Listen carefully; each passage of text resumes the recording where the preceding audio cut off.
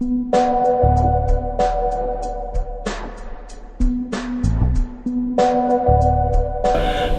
belong to one discipline, sociology, and we want to belong to one discipline. But this can be connected or associated with linguistic domination, Western categories, with some hegemony.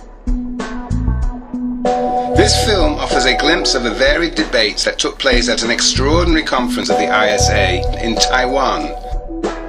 Although many other themes were discussed, the film focuses on four: linguistic domination, unequal access to resources, privatization of research, and searching for alternative theories.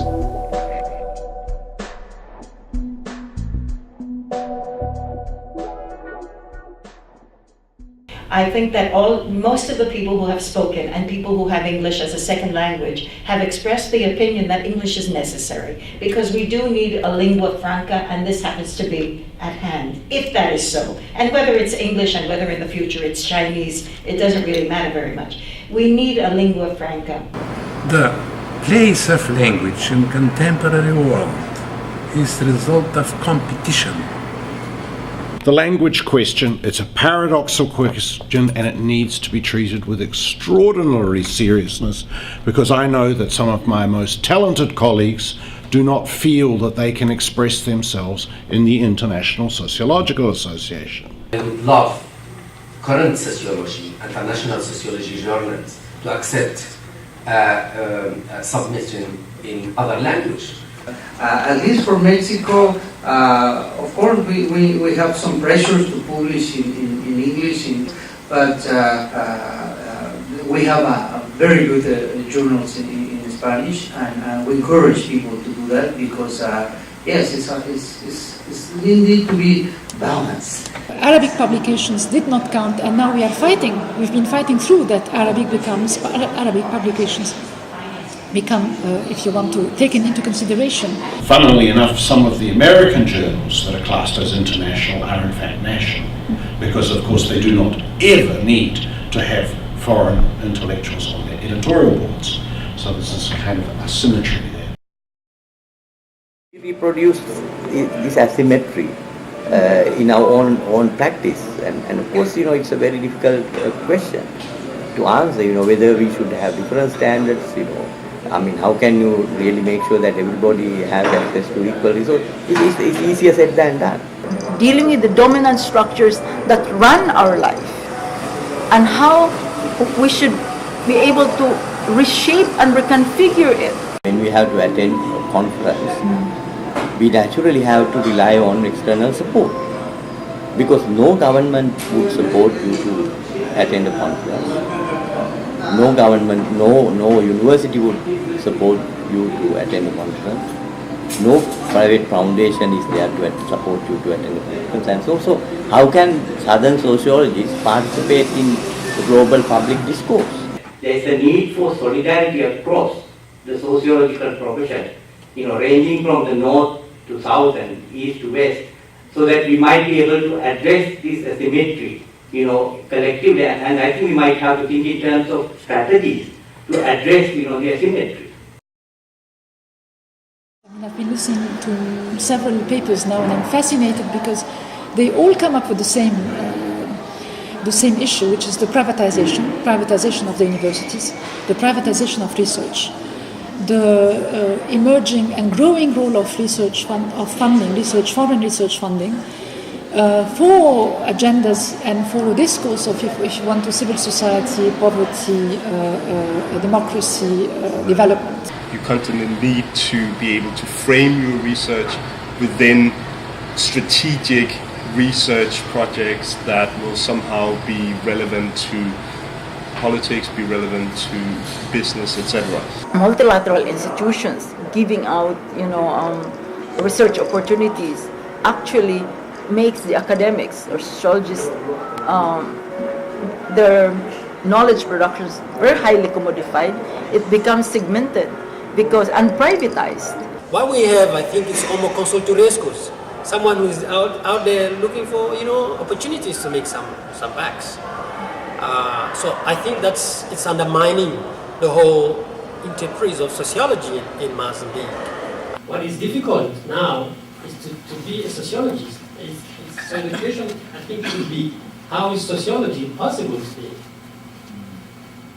How is sociology possible today? Because the social conditions to produce a professional sociology are becoming more and more difficult.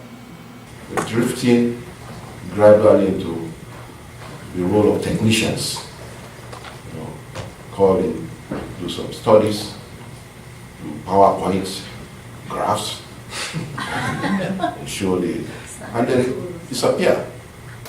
Those of us who are academically more oriented, we tend to deal with all these donor organizations as consultants. Hacer la sociología como la hacemos nosotros tiene sus enormes inconvenientes por la enorme dispersión de actividades que uno tiene. Pero a su vez te da un sentido de realidad y un contacto con el mundo que no tendrías si no fuese así. Research is the same, the privatization of research, but most of the research is heading towards consultancy.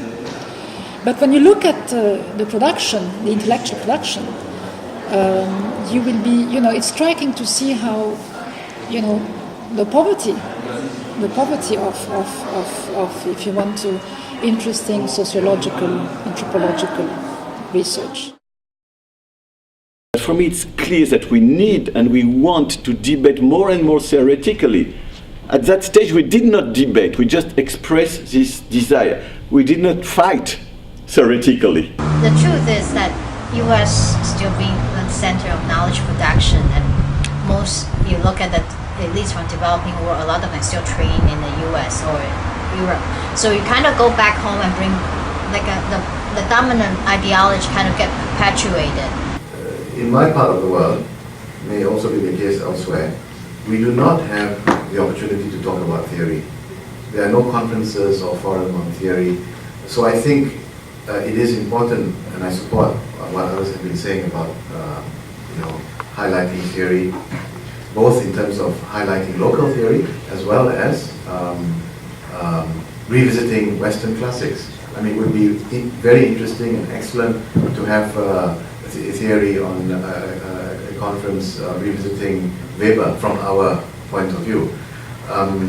But the local thinkers are also very important. Theory will not come from only one part of the world or from some countries. Theory will come from various parts. It will be global. So the debate will be created globally, which means also in many local places. There's so many interesting thinkers out there in Asia, Africa, and Latin America that are waiting to be discovered. So let's have these forums and workshops and conferences about these things. Thanks. Necessary, because we do need a lingua franca. Some of my most talented colleagues do not feel that they can express themselves. How can Southern sociologists participate in the global public discourse? Now is to be a sociologist. For me, it's clear that we need and we want to debate more and more theoretically. It is a time of transition in that sense. We are sort of being pushed into much more of a kind of global vision of what doing sociology is all about, global visions of collaboration across those kind of inequalities.